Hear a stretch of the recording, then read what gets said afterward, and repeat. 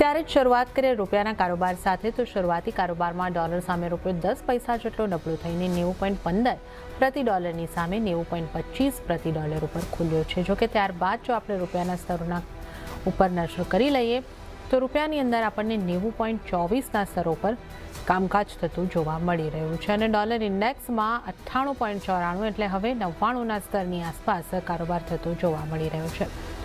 ઉલ્લેખનીય છે કે ડોલર ઇન્ડેક્સમાં 3 અઠવાડિયામાં સૌથી મોટો ઘટાડો નોંધાયો હોવા છતાં રૂપિયાને સપોર્ટ નથી મળી રહ્યો। વધારે ચર્ચા આપણે કરીશું એલકેપી સિક્યોરિટીઝના જતીન ત્રિવેદી આપણી સાથે જોડાઈ ગયા છે। જતીનજી, સ્વાગત છે આપનું CNBC બજાર પર। અને રૂપિયામાં ફરી એક થોડી નરમાશ સાથેનો કારોબાર આપણે જોઈ રહ્યા છે। હવે 90.25ની આસપાસ કામકાજ કઈ રીતે આપ જોઈ રહ્યા છો રૂપિયાની આગળની ચાલ? જણા જે હિસાબથી માર્કેટનું ડેવલપમેન્ટ છે, જીઓપોલિટિકલ ઇશ્યુઝ ડેફિનેટલી અહીંયા છે, પણ ક્યાંય ને ક્યાંય હવે થોડુંક સપોર્ટ લેવા મળવું જોઈએ।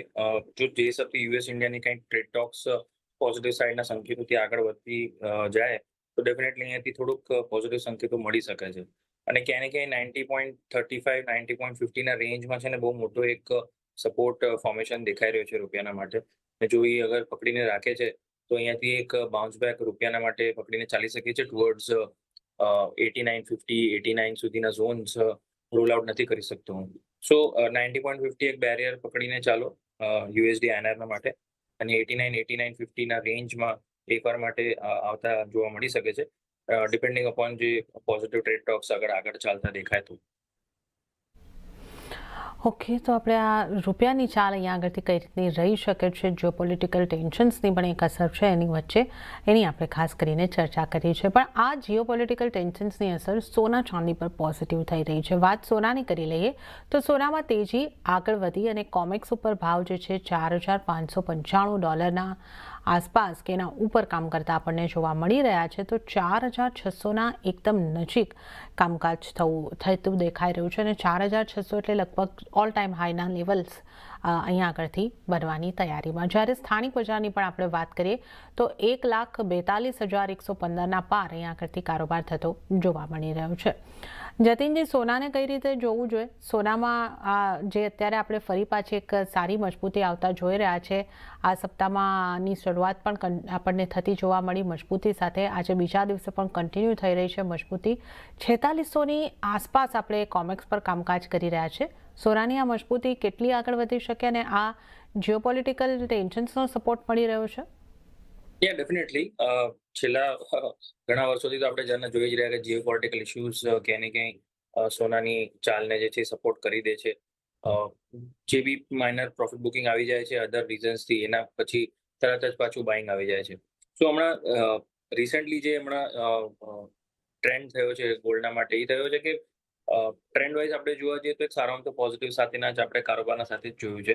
જે વચ્ચે બસ એકવાર જે મોટી પ્રોફિટ બુકિંગ આવી હતી સોનાના અંદર મોરલેસ ન્યૂ યરના પહેલા 29 ડિસેમ્બરે 1,40,000થી લઈને આપણે સીધું 1,35,000 સુધી એનો ફોલ જોયો હતો।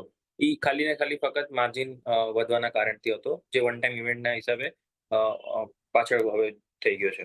સો જે બી સેલિંગ આવે છે એ ફોર્સ સેલિંગ છે। ટ્રેન્ડના હિસાબે અગર જોવા જઈએ તો હજી પણ ટ્રેન્ડ પોઝિટિવ છે।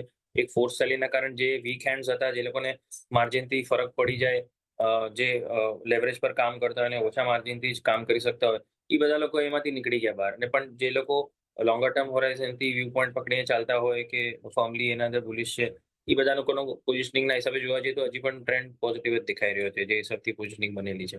સો ફોર્સ સેલિંગ આવું ને વળી પાછું ત્યાંથી પાછું બાઉન્સ આવું અને એક ઓપોર્ચ્યુનિટી બની જવું આપણે આપમાં એક જ વસ્તુ દર્શાવે છે કે આ ગોલ્ડ નું રેલી હજી પણ પોઝિટિવ સાઇડની સંકેતો છે। હાઈલી વોલેટાઇલ જરૂર છે અને પ્લસ ઓવરબોટ પણ છે ટેકનિકલી સ્પીકિંગ, બટ સિચ્યુએશન એવી છે કે હમણાં ટ્રેન્ડ જે હિસાબથી ચાલી રહ્યો છે એ હિસાબથી પોઝિટિવ સાઇડના સંકેત છે। ફેડરલ રિઝર્વના તરફથી પણ સંકેતો જો જોવા જઈએ તો જાન્યુઆરી એન્ડમાં જે પોલિસી આવશે એમાં હજી કોઈ એવું હિન્ટ નથી કે ઇન્ટરેસ્ટ રેટ કટનું ડોવિશ સ્ટાન્સ જે છે ક્યાંય ને ક્યાંય ન્યુટ્રલથી હોકિશના તરફ ફરી જાય। તો અગર એવું કંઈ થઈ જાય તો જ એના અંદર પ્રોફિટ બુકિંગ આપણે માનીને ચાલી શકીએ છીએ સોનાના અંદર, અથવા જે પોઝિટિવ ટ્રેન્ડ છે હજી પણ કન્ટિન્યુ થતો દેખાઈ રહ્યો છે। જે ઇમ્પોર્ટન્ટ ડેટા જે આવ્યા હતા લાસ્ટ વીકમાં નોન ફાર્મ પેરોઝના અનએમ્પ્લોયમેન્ટના ડેટા, એમાં પણ કોઈ એવું વધારે મોટું ઉલ્લેખ નહીં હતું કે જેનાથી સોનાને કંઈક નેગેટિવિટીના સાથેનો સંકેત મળે. અનએમ્પ્લોયમેન્ટના ડેટા પણ થોડા ઘણા ડાઉન ટ્રેન્ડના ઓલામાં હતા. સાથે સાથે નોન ફાર્મ પેરોલના ડેટા કોઈ એટલા બધા નથી આવ્યા કે જેનાથી ગોલ્ડને પ્રોફિટ બુકિંગ મળી જાય. સો અને ડોલર ઇન્ડેક્સ મેનલી કોઈ વધારે પોઝિટિવ નથી. સો આ બધી વસ્તુઓ ક્યાંય ને ક્યાંય ઉલ્લેખ કરે છે કે ગોલ્ડના માટે હજી પણ ટ્રેન્ડ ફોર્મ છે. હાયર સાઇડ પર બસ એ જ છે કે રેઝિસ્ટન્સ ફોર્મેશન જે છે લઈ શકે છે, but that is only technical basis. તો હવે લેવલ વાઇઝ અગર હું જોવા જાઉં તો હમણાં 1,41,000 પાસે ઇમિડિયેટ બેસિસ પર હમણાં ઇન્ટ્રાડેના હિસાબે સપોર્ટ છે. તો જો કોઈને ઇન્ટ્રાડેમાં બેસિસ પર અગર બાઇંગ કરવું હોય તો 1,41,500 થી લઈને 1,41,300 41,300 થી 41,500 વચ્ચે બાય કરીને ચાલી શકે છે. 1,40,800 નીચે સ્ટોપ લોસ રહેશે અને 1,42,500 1,42,300 આ રેન્જના અંદર તમારો ટાર્ગેટ રહેવો જોઈએ. સો વિથ સ્ટોપ લોસ 1,40,800 બાઇંગની સલાહ રહેશે ગોલ્ડના અંદર. બાય ઓન ડિપ્સનું માર્કેટ હજી પણ બનતું દેખાઈ રહ્યું છે. ઓકે, તો સોનામાં બાય ઓન ડિપ્સની સલાહ અને બાઇંગ તમે ક્યાંથી કરી શકો છો? તો 1,41,300 થી 500 વચ્ચેની રેન્જમાં તમે બાઇંગ કરો. 1,40,800ની આસપાસનો તમારે સ્ટોપ લોસ રાખવાનો રહેશે અને 1,42,500 1,42,300 સુધીના ટાર્ગેટ તમને સોનામાં મળતા જોવા મળી શકે છે. તો આપણે સોનાની વાત કરી, બાય ઓન ડિપ્સની સલાહ. હવે વાત આપણે ચાંદીની કરીએ તો ચાંદીની તેજી પણ આગળ વધતા વૈશ્વિક બજારમાં 0.5% વધુની ખરીદારી સાથે $85 પાર કારોબાર નોંધાયો છે અને સ્થાનિક બજારમાં પણ આપણે જોઈએ તો 2,71,500ના સ્તરની આસપાસ કારોબાર, એટલે 1% મજબૂતી આપણે અહીંયા આગળથી જોઈ રહ્યા છે.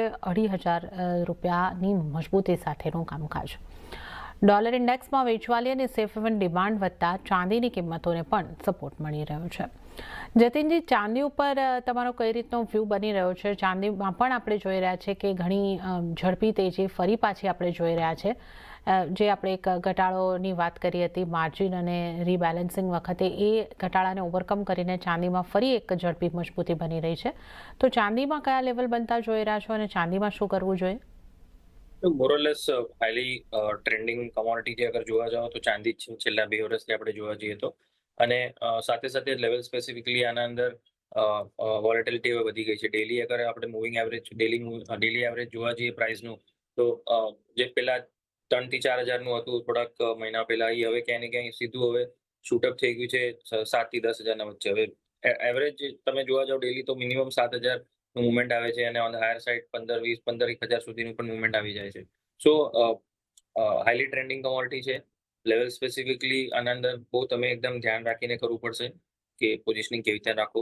ટ્રેન્ડ ભલે પોઝિટિવ છે, બટ પ્રોફિટ બુકિંગ જે છે અન્ય કારણોથી અગર જો આવી જાય છે તો પોઝિશન તમારી ફસાઈ બી શકે છે. સો સ્ટોપ લોસ વગર ટ્રેડ ના કરવું સૌથી પહેલા હું સલાહ આપીશ.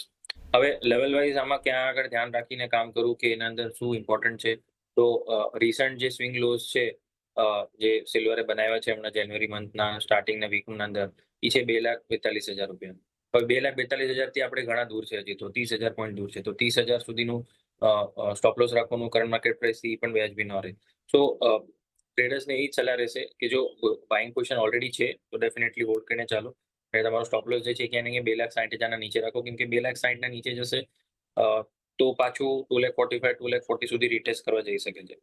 ફ્રેશ ટ્રેડિંગના હિસાબે હમણાં કોઈ સલાહ તો નથી બની રહી ઝરના, કેમ કે બહુ ઓવરબોટ સિચ્યુએશન છે ટેકનિકલી, અને સેલ કરવું બહુ વધારે પણ રિસ્કી છે હમણાં એઝ ઓફ નાઉ.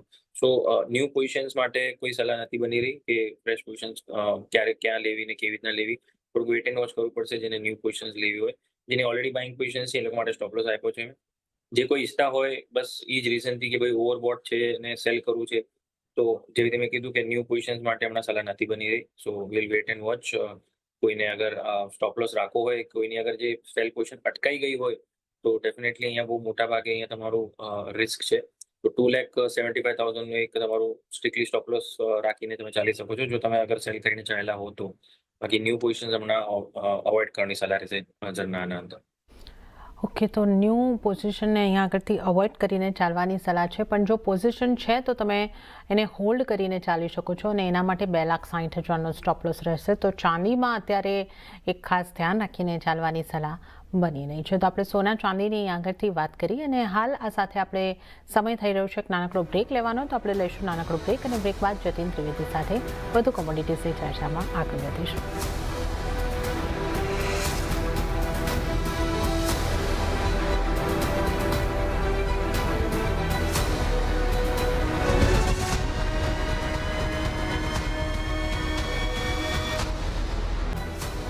બ્રેક બાદ કોમોડિટી લાઈવમાં આપનું સ્વાગત છે અને આજે કોમોડિટીઝ અંગે ચર્ચા કરવા આપણી સાથે જતીન ત્રિવેદી જોડાયેલા છે. તો હવે આપણે મેટલ્સના કારોબાર ઉપર નજર કરીશું. તો શરૂઆતી કારોબારમાં એલ્યુમિનિયમમાં મામૂલી નરમાશ રહી છે અને મોટાભાગની મેટલ્સમાં આજે આપણે ફ્લેટ જેવું કામકાજ થતા જોઈ રહ્યા છે. એક નિકલ આપણને એક થોડા પોઝિટિવિટી સાથે કામ કરતી આજના દિવસમાં જોવા મળી રહી છે. જોકે વૈશ્વિક બજારમાં કોપર ફ્યુચરમાં તેજી આગળ વધતી દેખાય છે. યુએસ દ્વારા ટેરિફ લગાવવાની આશંકાએ કોપરને સપોર્ટ મળી રહ્યો છે. MCX ઉપર કોપરમાં ફ્લેટ કામકાજ આપણે જોઈ શકીએ છીએ. ઝિંક પણ ફ્લેટ છે અને એલ્યુમિનિયમમાં થોડો ઘટાડો આવી રહ્યો છે. કઈ રીતે જોઈ રહ્યા છો તમે મેટલ્સને અને મેટલમાંથી કઈ મેટલ પર આપની જતીનજી કેવી રીતની સલાહ બનશે? જરના જો બેઝ મેટલનું માર્કેટ ઓવરઓલ ટ્રેન્ડમાં જોવા જઈએ તો પોઝિટિવને સાથે સંકેતો છે. જે રીતે આપણે વારંવાર વાત કરી રહ્યા છે આ વસ્તુ પર કે એક ટ્રેન્ડ વાઇઝ જોવા જઈશું અને બ્રોડ વ્યૂ જોવા જઈશું તો બેઝ મેટલ માર્કેટનું પોઝિટિવ વ્યૂ પકડીને ચાલવાનું છે.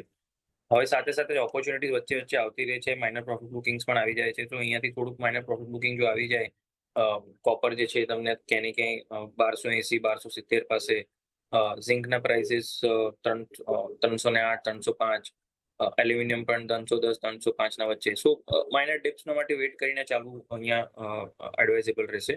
કેમ કે હાયર નોટ પર એકદમથી એન્ટ્રી લઈ લેવું પાછું થોડુંક રિસ્ક વધી જાય છે. કેમ કે આ પણ ટ્રેન્ડિંગ કમોડિટીઝ બની ગઈ છે એમના બેઝ મેટલ માર્કેટ પણ. So I am waiting for some dips. જેવી રીતે મેં કીધું 2-3% ડિપ અગર આવી જાય છે આ બેઝ મેટલ માર્કેટના અંદર તો પાછું એક હેલ્ધી બાઇંગ ઓપોર્ચ્યુનિટી રહી જશે. Sorry. So let's wait for some dips towards 1280 copper, 310 ના નીચે એલ્યુમિનિયમ અને 307 ના આજુબાજુ ઝિંક. તો એક ડીપની અહીંયા આગળથી થોડી રાહ જોવાની રહેશે. અને જો કોપરની આપણે વાત કરીએ તો 1280ની આસપાસ સુધીનો ઘટાડો એક મળે છે તો તમે ખરીદારી કરીને ચાલો. એલ્યુમિનિયમ માટે 310ના લેવલની વેઇટ કરવાની રહેશે. અહીંયાથી તમે ખરીદારી કરો અને ઝિંકને માટે 307ના લેવલથી ખરીદારી કરી શકો છો. તો ઓવરઓલ કોપર અને અન્ય મેટલનો વ્યૂ જે છે એ પોઝિટિવ બની રહ્યો છે. ઘટાડે ખરીદી કરીને ચાલવાની સલાહ. હવે જો આપણે ક્રૂડની વાત કરીએ તો ક્રૂડ ઓઇલમાં તેજી આવતા કિંમતો આશરે 1 મહિનાના ઉપલા સ્તરની પાસે પહોંચી છે, જ્યાં બ્રેન્ટના ભાવ $64 પાસે પહોંચ્યા છે. અને નાઇમેક્સ ક્રૂડમાં પણ આપણે જોઈએ તો 5%થી વધારેની મજબૂતી સાથે $60ના નજીક કામકાજ થઈ રહ્યું છે. અને MCX પર જો 1%ની મજબૂતી અને 5400ના સ્તરોની નજીક કામકાજ પહોંચી રહ્યું છે. અહીંયા યુએસએ ઈરાનના વેપાર ભાગીદારો પર તાત્કાલિક અસરથી 25% ટેરિફ લગાવ્યા હોવાથી કિંમતોમાં ખરીદારી જોવા મળી રહી છે. જતીનજી, હવે ક્રૂડને લગતા અપડેટ્સ જે છે, જીઓપોલિટિકલ ટેન્શન્સને લગતા અને ન્યૂઝને લગતા આપણને રોજ મળી રહી છે અને એની ઇમ્પેક્ટ અહીંયા આગળથી જોવા મળી રહી છે. હવે ક્રૂડને છે લાંબા સમયથી આપણે જે રેન્જમાં જોઈ રહ્યા હતા એને ઉપલી તરફના સ્તરોની આસપાસ પહોંચી ગયું છે, 5400ની આસપાસ. હવે ક્રૂડમાં તમે કેવા મૂવ જોઈ રહ્યા છો અને આ લેવલથી ક્રૂડમાં કઈ રીતની સ્ટ્રેટેજી રાખવી જોઈએ? ધના જો છેલ્લા 2-3 મહિનાની વાત કરીએ તો રેન્જના અંદર ફસાયેલો છે. 5500 ઓન ધ હાયર સાઇડ અને 5000-5100 on the lower and. But હવે એમ લાગે છે કે ક્યાંય ને ક્યાંય થોડુંક હાયર સાઇડ પર બ્રેક જે છે એ ક્યાંય ને ક્યાંય કરી શકે છે આગળના કમિંગ વીક્સના અંદર. અને હમણાં જે હિસાબથી ટ્રેન્ડ ચાલી રહ્યું છે, થર્સડે, ફ્રાઈડે અને મંડે, આ 3 દિવસ જે છે ક્યાંય ને ક્યાંય માર્કેટે સારો આમ તો પોઝિટિવ ટ્રેન્ડ દેખાડ્યો છે. અને આજે પણ મને લાગે છે કે થોડુંક અહીંયાથી એસ્કેલેશન પોઝિટિવ સાઇડનું સંકેતો દેખાડી રહી છે. સો લેવલ વાઇઝ ટેકનિકલી જોવા જવું તો એક સારો આમ તો સપોર્ટ બનેલો છે 5300ના પાસે. અને 52-50ના નીચે જ્યાં સુધી ટ્રેડ નહીં થાય ત્યાં સુધી વ્યૂ પોઈન્ટ અહીંયાથી પોઝિટિવ લઈને ચાલવાનો છે. 5500-5550 પહેલા તમારો ટાર્ગેટ રહેશે, જે બેઝિંગ રેન્જનો હાયર રેન્જ બની જાય છે. અને જો ત્યાંથી બ્રેક થઈ જાય છે પ્રાઇસીસ હાયર સાઇડ પર તો 5700, 5750 પણ અહીંયાથી રૂલ આઉટ નથી કરી શકતા. સો ધ્યાનમાં એ રાખવાનું છે કે અહીંયાથી પોઝિટિવ સાઇડનું સંકેતો બની રહ્યા છે ક્રૂડ ઓઇલના માટે. અને એના હિસાબથી જ અહીંયા આગળ પોઝિટિવ સાઇડના ટ્રેડ્સના હિસાબે અહીંયાથી વ્યૂ પોઈન્ટ લાગીને ચાલો. સ્ટોપલોસ જે રીતે મેં આપ્યું, 52-50ના નીચે તમારો સ્ટોપલોસ રહેશે અને હાયર સાઇડ પર 5500, 5550 પહેલો ટાર્ગેટ. અને જો 5550ના ઉપર બ્રેક કરી જાય તો પછી તમે સ્ટોપલોસ તમારા ટ્રેલ કરીને ચાલતા રહો અને 5700, 5800 સુધી પણ ટ્રેલ કરીને ચાલી શકો છો. સો વ્યૂ પોઈન્ટ પોઝિટિવ છે. ઓકે, તો ક્રૂડમાં પોઝિટિવ પોઈન્ટ બની રહ્યો છે, વ્યૂ પોઈન્ટ બની રહ્યો છે અને અહીં આગળ ખરીદી કરીને ચાલવાની સલાહ છે. 5,550નો પહેલો ટાર્ગેટ અને ત્યારબાદ જો આ ટાર્ગેટ સસ્ટેન થાય છે તો આગળ 5700 અને 5750ના ટાર્ગેટ પણ બની શકે છે. તો 5,550ના ટાર્ગેટ માટેનો સ્ટોપ લોસ 5250નો રહેશે. તો 5250નો સ્ટોપ લોસ રાખીને ખરીદારી કરીને ચાલવાની સલાહ ક્રૂડ માટે બનતી જોવા મળી રહી છે. તો આ ક્રૂડની આપણે ખાસ ચર્ચા કરી અને હવે નેચરલ ગેસ પર નજર કરી લઈએ. તો શરૂઆતી કારોબારમાં સ્થાનિક બજારમાં નેચરલ ગેસમાં દબાણ સાથેનું કામકાજ થતું જોવા મળી રહ્યું છે અને લગભગ 1.25%ના દબાણ સાથે 300ની આસપાસના સ્તર ઉપર આ નેચરલ ગેસની અંદર કામકાજ. કઈ રીતે આપ જોઈ રહ્યા છો નેચરલ ગેસને, જતીનજી, અને નેચરલ ગેસ માટે આપ કઈ રીતે સલાહ આપશો? જો ટ્રેન્ડ તો નેગેટિવ રહ્યો છે જણના, જે હિસાબથી ફોલ આપણે જોયો છે છેલ્લા 2 મહિનાના અંદર 500 થી લઈને 300 સુધીનો મોટો ફોલ આવ્યો છે. હવે થોડુંક ટેકનિકલી રિબાઉન્ડ થઈ રહ્યું છે. ગઈકાલે આપણે જોયું હતું કે પ્રાઇસ એક્શન થોડો પોઝિટિવ સાઇડનો હતો, જ્યાં 290 પાસે સપોર્ટ લઈને 304 305 સુધી પ્રાઇસીસ એકવાર માટે આવ્યા છે. થોડુંક અહીંયાથી રિટ્રેસ થયું છે, પુલબેક થઈ છે અને આ એક ઓપોર્ચ્યુનિટી વાઇઝ જોઈ શકાય છે. જ્યાં સુધી 295 ના ઉપર ટ્રેડ કરે છે ત્યાં સુધી આજના ઇન્ટરડેના માટે વ્યૂ પોઈન્ટ પોઝિટિવ છે. 300 ના આજુબાજુ જેટલું લેશો એટલું તમારું રિસ્ક રિવોર્ડ ફેવરેબલ રહેશે, કેમ કે મારા ટાર્ગેટ જે છે ક્યાંય ને ક્યાંય 307 થી 310ના વચ્ચેના છે. અને જો 295 નો સ્ટોપ લોસ રાખો છો તો 5-1 રૂપિયાનો તમારો સ્ટોપ લોસ અને 7 થી 10 રૂપિયાનો ટાર્ગેટ બને છે. સો વ્યૂ પોઈન્ટ પોઝિટિવ રાખીને ચાલતા 300ના આજુબાજુ બાઇંગ કરીને ચાલી શકાય છે. સ્ટોપ લોસ 295 ની નીચે અને હાયર સાઇડ પર 307 થી 310ના ટાર્ગેટ્સ રહેશે.